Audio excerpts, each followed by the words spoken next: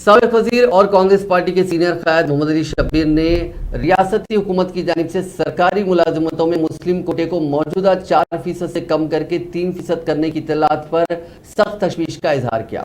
जुमे को गांधी भवन में एक प्रेस कॉन्फ्रेंस से खिताब करते हुए शब्बीर अली ने कहा कि रियासती हुकूमत ने हाल ही में Telangana state and subordinate rules के कवायद 22 और 22A के तहत बराह रास्त भर्ती के लिए रोस्टर पॉइंट्स का तयन करते हुए एक जियो जारी किया।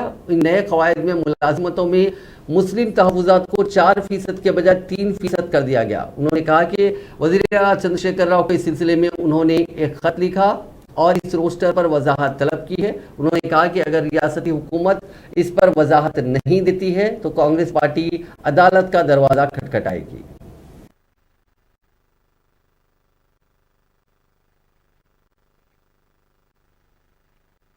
मरकज को भेजा गया। मरकज ने बार बार इनको उसके बारे में डिटेल्स पूछे, इसके वजह बताओ कि क्यों रिजर्वेशन बढ़ाना चाह रहे हैं। इस तरह से जवाब तभी अभी तेलंगाना सरकार ने नहीं दी।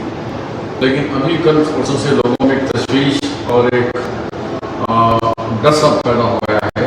क्या मुसलमानों का रिजर्वेशन 4% जो था उसको ख़त्म करते हुए 3% यानी घटाकर 3% का जो रोस्टर सिस्टम है वो रोस्टर में 4 से 3 सीट हो गए, यानी रिजर्वेशन फॉर एजुकेशन तालीम में और सरकारी नौकरियों में 1% घटा दिया है।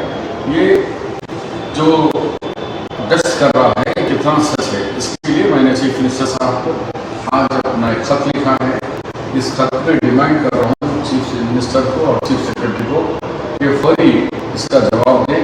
क्या है सही है कि आप 4% को 3 करें हैं, अगर नहीं करे हैं गलती से फिर उसको बोल दीजिए कि प्रिंटिंग में गलती हो गई थी, ये बराबर 4 का 4 है। नहीं 3 कर दिए तो क्यों 3 करे, उसके वजह बताओ। इस तरीके से हर जगह 11 यूनिवर्सिटी से तेलंगाना में एक भी मुस्लिम को एक वाइस चांसलर